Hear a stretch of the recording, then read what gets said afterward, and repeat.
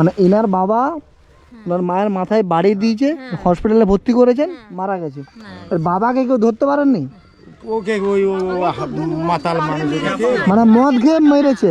এমনিতে ওই স্বামী স্ত্রী ওরা ঝগড়া করেছিল। এবারে ভাবেন যে ওনার মা যে মারা গেছে, দেখবে কে বাচ্চাগুলোকে? তোমরা দুই ভাই? বাবা কি বলো তুমি না ভাই,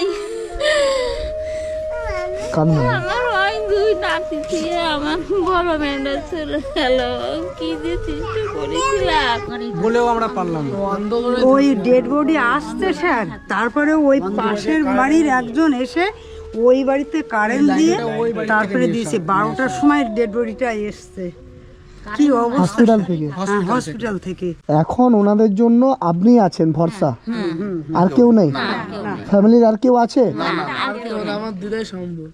মানে এই দুটি ছেলের আপনি? এখন আপনাদের চলবে কি করে? কি চলবে আমি বললাম না, আমাকে দুটো কন্ট্রোলে চাল দেয়, তাছাড়া কিছু দেয় না, আমি কি করে চালাবো? সাধ্য কবে আপনাদের? সাধ্য কবে? 13 দিন পর। এই তো 2-3 দিন হলো মারা গেছে। 2 দিন হলো না, 10 দিন এখন বাড়িতে খাওয়া দাওয়ার জন্য কিছু আছে? না না না, কিছুই নাই। বাবা তোমার বয়স করে জানো? 10। ওনার 14-15 বছর।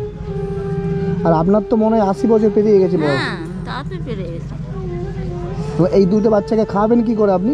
কি করে খাবো বাবা, কে করা গ্রাম ছাড়া আর কি করে খাবো? আমার কিছুই তো নাই, আমার কিছুই না, আমি কাজ করতেই পারি না, কোনো কাজই করতে পারি না।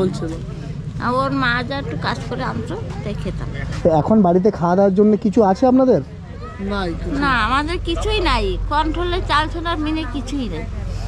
আমার তাও দুটো ছেলে চাল নেই, এই ছেলে দুটোকে আর মাটাকে ওই মেয়েটাই বাঁচিয়েছে। মানে আপনার হাতে দায়িত্ব দিয়ে উনি চলে গেলেন, পুরো দায়িত্বটা এখন আপনার কাছে। আপনি কি করে মানুষ করবেন খুঁজে পাচ্ছেন না?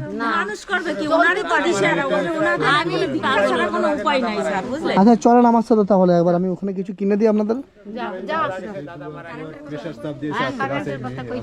এখানে পঞ্চায়েতে কথা বলবেন, ওনার যেহেতু জায়গা আছে, অ্যাপ্লিকেশন করলে বাড়ি পাবে।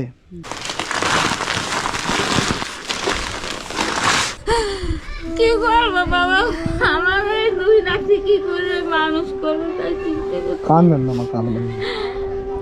যেটা ভাগ্যে ছিল হয়েছে তো। হ্যাঁ সেটা ভাগ্য, কপালই খারাপ আমার, আমার কপাল খারাপ না হলে বাবা কেমন মেয়ে যায় বলো, আমি মরে যাব, আমি সে পাশে থাকবে, কাঁদবেন না মা, কাঁদবেন না। ছেলে সে মানুষ করবে, আমি যে মা গো, আমার মেয়ে চলে গেল আজকে। লবণ 1 কিলো, চাল 200 গ্রাম, চিনি 1 কিলো, লঙ্কা 2 প্যাকেট গুঁড়ি, হলুদ গুঁড়ি 4 প্যাকেট, গোটা জিরে 200 গ্রাম, সরষের তেল 1 লিটার, পাম তেল 1 লিটার, দুটো এই যে 1 লিটার, কসবাইট একটা, কালিমার তেল একটা, চকলেট একটা 1 কিলো, লাইট বয় সাবান 4টে, ডাল, হ্যাঁ মসুর ডাল 1 কিলো। এটা নেব বললে কত হয়েছে আপনার? 2572 টাকা। 2572। আমি এই দিন 2572 হয়ে গেছে। ঠিক আছে আসছে। এরা যদি মাঝে মধ্যে কিছু নিতে আসে, আমি নাম্বার দিয়ে যাচ্ছি, আপনি ওদের দিবেন, আমার ফোন দেবেন, আমি আপনাকে ফোন পে করে দেবো, বুঝছেন? মানে ওরা যদি কিছু নিতে আসে আপনাকে ফোন করবো, ঠিক আছে? হ্যাঁ ফোন করে তারপরে হ্যাঁ আমি ওনাদেরকে ফোন নাম্বার দিয়ে যাচ্ছি, তারপর আমি ফোন পে করে দেবো। হ্যাঁ ঠিক আছে, ঠিক, অসুবিধা নেই। ওই চালটা একটু আপনারা ওদের বাড়িতে পৌঁছে দেন না? ঠিক আছে।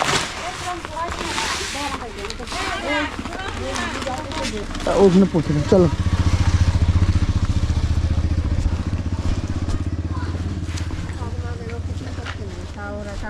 আপনারা সব এখানেই বাড়ি? আচ্ছা ওনার মাকে জানতেন আপনারা? আমাদের এইখানেরই। তো ওনার বাবা মারধর করতো মাকে বলছে? মাথায় মারার জন্য বলছে হসপিটালে ভর্তি করার পরে মারা গেছে। আসতো 6 মাস 1 বছর পর এসেই মারধর করতো। মাথা খারাপ আছে। ওর কোনো জ্ঞান আছে? ও একদম মারোদাতে ছেড়ে দিছে, এসে এসে পয়সা নেবে ওদের কাছ দিয়ে, আর না দিলে কালকেই আসছিল ওর বাবা। তা আপনারা কিছু বলতে পারেন না পাড়া থেকে? ওইরকম মানুষকে তো গাছে বেঁধে মারতে হবে। কালকে পাড়া থেকে সবাই মারা ছিল, এবার ওই পুলিশে থানাতেও দিয়েছিল, কিন্তু না শুধরালে কি করবে, যখন আসে তখন তো এদের উপর প্রচুর হামলা করে। বাজারগুলো একটু ভিতরে পৌঁছে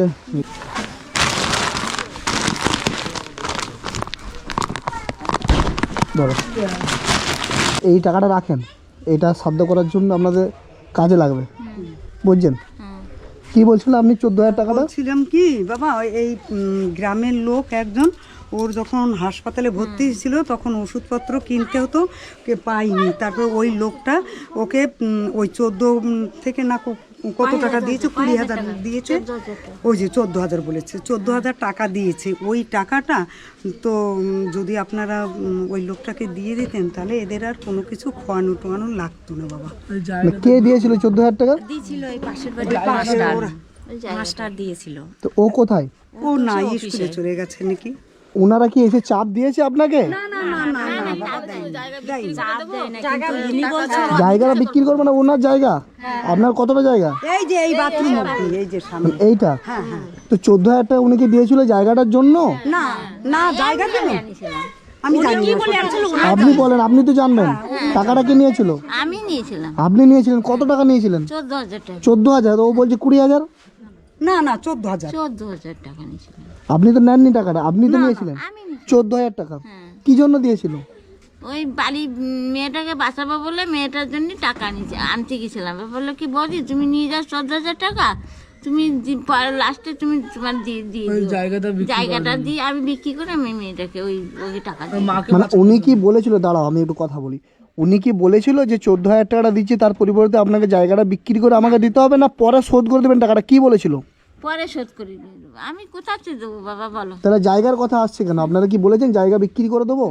আপনাদের কাছে টাকা নেই তাই আপনারা বলছেন যে এই যে পাশে জায়গাটা আছে এই জায়গাটা বিক্রি করে ওনার টাকাটা শোধ করব। আর আপনারা গ্রামবাসী বলতে চাইছেন যে জায়গাটা বিক্রি না করে, বিক্রি না হয় এই দুটো ছেলে এরা থাকবে কোথায়, ওই জন্য। আচ্ছা মানে ওই টাকাটা আপনারা ব্যবস্থা করতে বলছেন। হ্যাঁ আচ্ছা আমি বলছি আপনারা তো গ্রামবাসী আছেন, হ্যাঁ আমি কিছু দিলাম, আপনারা সবাই কিছু কিছু করে দিতে পারবেন না? হ্যাঁ পারবো, আমরা সবাই ভেবেছি যে সবার বাড়ি গিয়ে বলবো যে এদের এই অবস্থা, আপনি কি একটু এগিয়ে আসবেন, আমরাও প্রত্যেকের কাছে যাব, বলবো যে ওদের এই দুস্থ পরিবারটার জন্য কিছু টাকা দাও, দরকার দেবে সবাই। না করে পারা যাবে না মেয়েটা চলে কি বলছে, মেয়েরা চলে গেল। এই কাঁদবেন না, ওনারা আছে তো, আপনারা আছেন তো সবাই, দেখেন সবাই আছে, আপনাকে কত ভালোবাসে, কাঁদলে হবে মা? যাতে জায়গাটা জমিটা বিক্রি হ্যাঁ চলো চলো প্রণাম করলো, চলো করবো। ঠিক আছে আসছি বা, ভালো থাকেন, কাঁদবেন না বুঝছেন, সবাই তো আছে আপনার সাথে, কাঁদলে হবে?